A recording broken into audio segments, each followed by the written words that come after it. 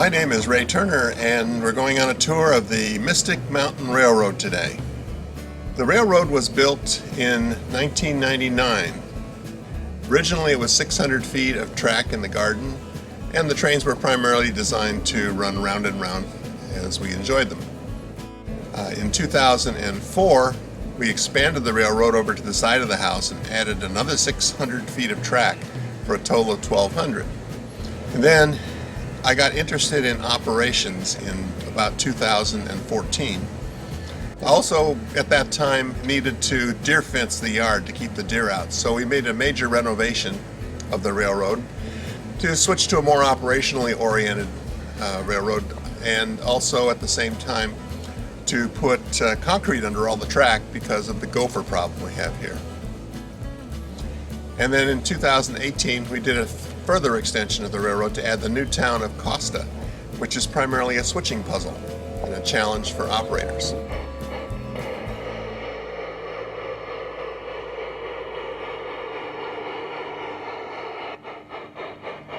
We're at South Providence Yard. This is one of the ends of the railroad. This is where trains originate to go out on the layout. And we're going to watch number 2 today, follow it around the railroad.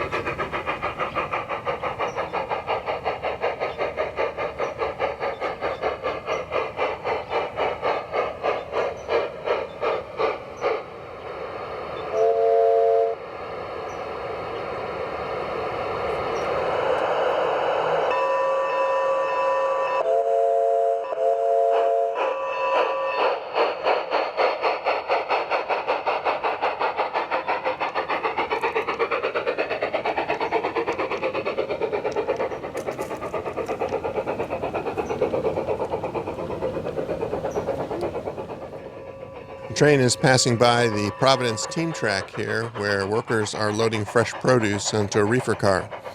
This reefer car was the convention car for our 2016 convention in the Bay Area that our club put on.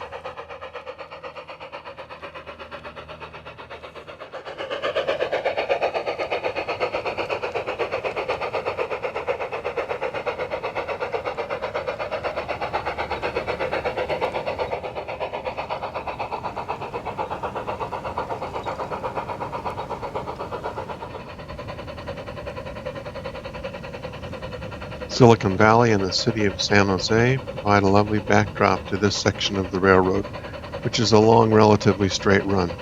Trains are battery-powered and radio-controlled. This avoids the problem of having to clean 1,200 feet of track before running. Trains passing Red River Resort here. You can see a track crew is busy finishing up the spur that'll allow us to drop goods off here for the resort.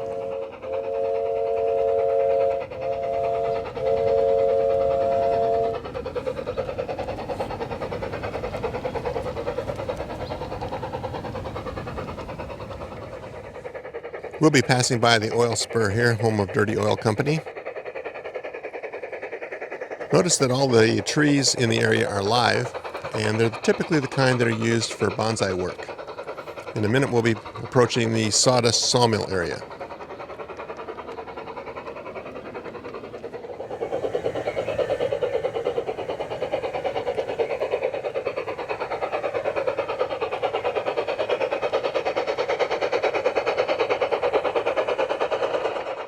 Passing by the sawmill area here. We won't stop at this point because the log train is due in a little while and we'll film that operation. This new area, built in 2014, was put in specifically to have some switching challenges to it.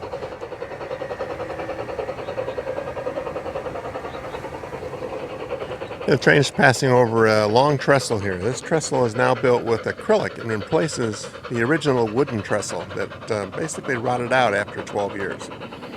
Acrylic's one of my favorite building materials because it lasts forever. Train will be pulling into Autoluck Station where it's doing a meet with number 3 pulling a tourist train around the railroad.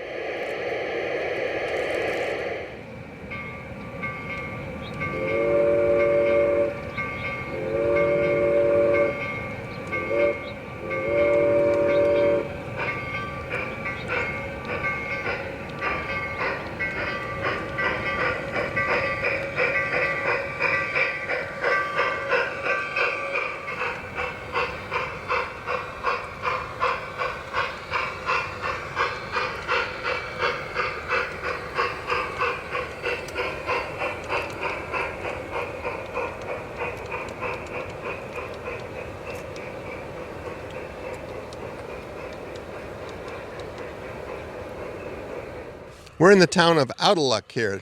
The town of Autoluck is the midpoint of the railroad.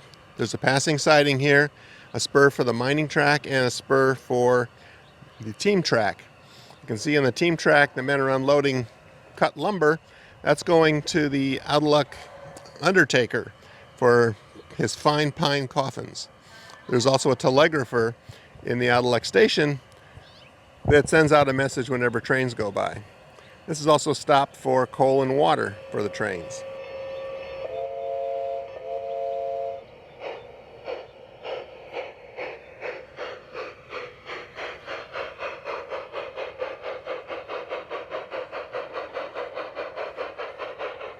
As we leave Autoluck, we'll be going past metal bridges that I built to span a gulch and take us over to the Union Junction and the Union Pacific interchange. These bridges were an odd shape, as you'll see, and I decided to teach myself welding by building them myself.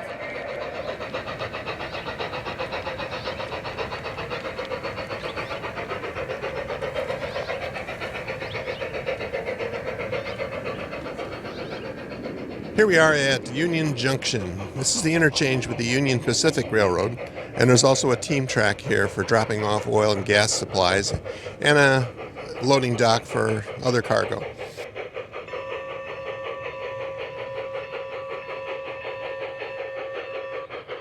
It's also the home of Often On Time Shipping Company, Trust Us Energy Corporation.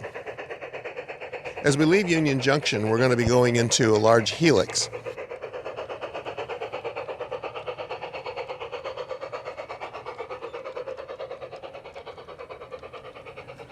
I built this Helix originally as a 4.5 turn Helix to raise the track 4 feet to get up to the high point, which you'll see in a while.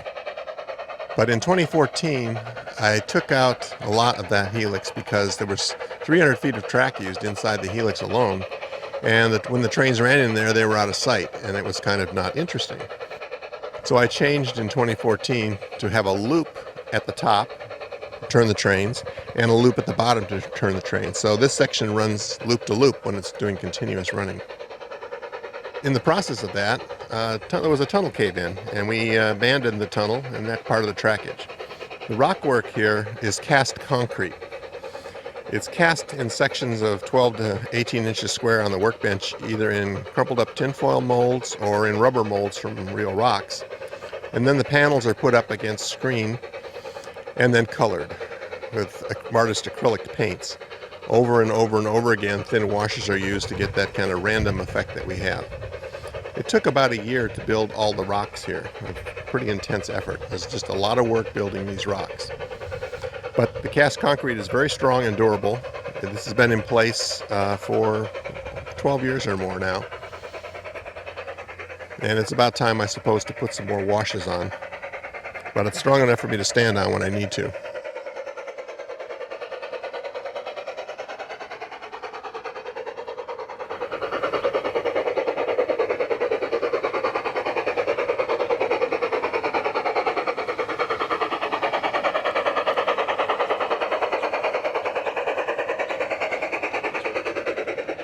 This scene here is for Deep Canyon. My concept when designing this was to have a large canyon where a train would disappear into it and around a corner and out of sight, and also to have a very high bridge. Originally I wanted to have the bridge at eye level, but that turned out to be just too high. So it's about 4 feet off the ground at this point.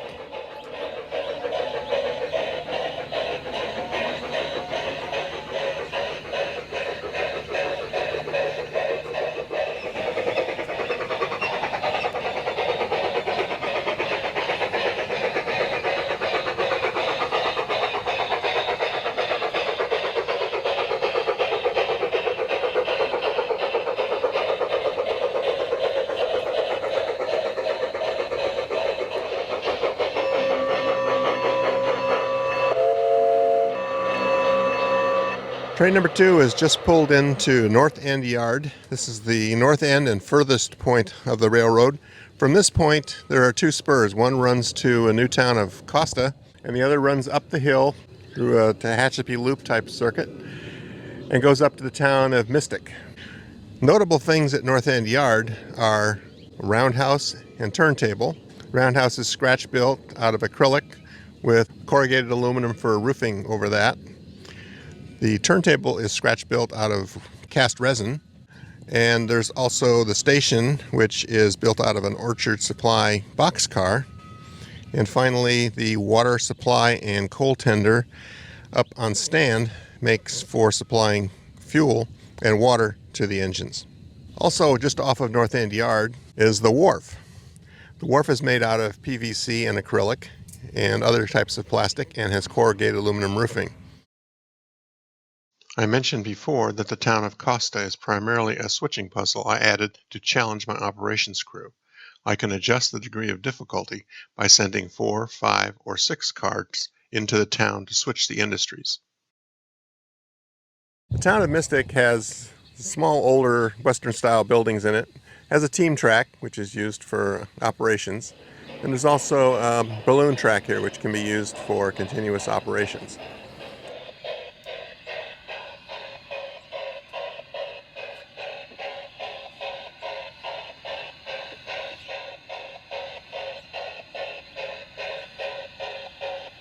It's also the home of the Mystic Gentlemen's Club. Piano player in the club is triggered by magnets on the engines passing over reed relays in the track. This area we have something like the Tehachapi Loop to change elevation. Notice the bridges, at one time they were built out of steel, but the steel rusted. And so now I've rebuilt those out of acrylic, and they'll last, again, longer than I will.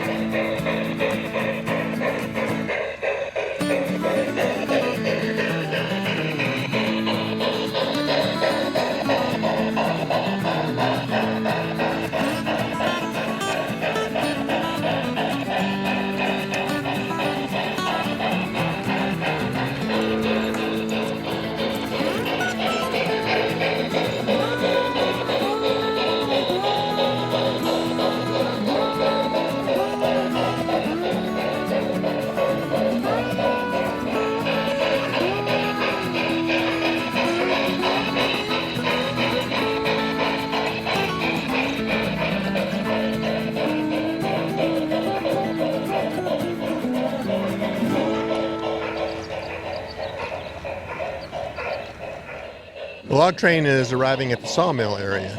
As I said before, this area was created to provide switching challenges. So the train will pull in, drop off the full log cars, pick up the empties, and then move the full log cars onto the sawmill track.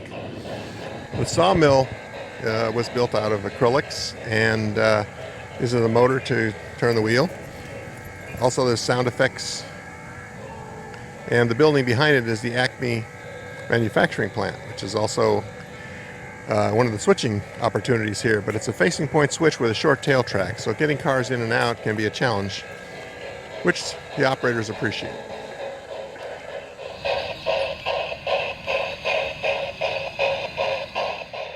Log trains backing up the hill from here, going back to Out of Luck where there's a runaround track.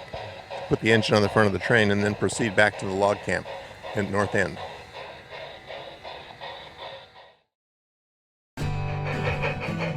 The railroad is lit for nighttime operation, with lights in the buildings and landscape lighting for key scenes. We run operations on the railroad monthly in the summer. That is, operating trains with a purpose like a real railroad, delivering cars to various industries on the railroad. Sometimes we run at night to enjoy the sunset and lights from the city. Typically we have 4 or 5 two-person crews, an engineer and a conductor, and run for about 3 hours. Train instructions are generated by computer using JMRI, and it takes about 2 hours to stage the railroad for each operating session.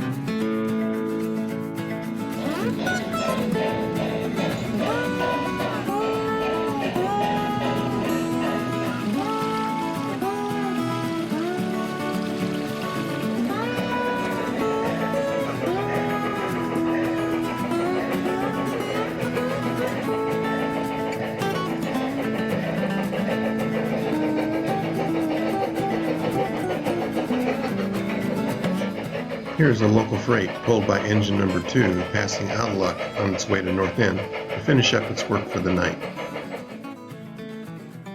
This is Global Wizard Manufacturing, or GWIZ for short. After each operating session, the crew enjoys drinks and snacks and debriefs the session. Well, that's a tour of the Mystic Mountain Railroad. Thanks for coming along. If you're more interested in learning about garden railroading, you can visit my website, which is mysticmountainarts.com/MMRR. You can also visit the Bay Area Garden Railway Society's website at bagrs.org. Our club, Baggers, put on the National Convention in 2016, where we had 1,300 visitors from around the world come to visit and also tour 100 railroads that were open from Sacramento down to Salinas. So again, thanks for coming along and visiting the Mystic Mountain Railroad.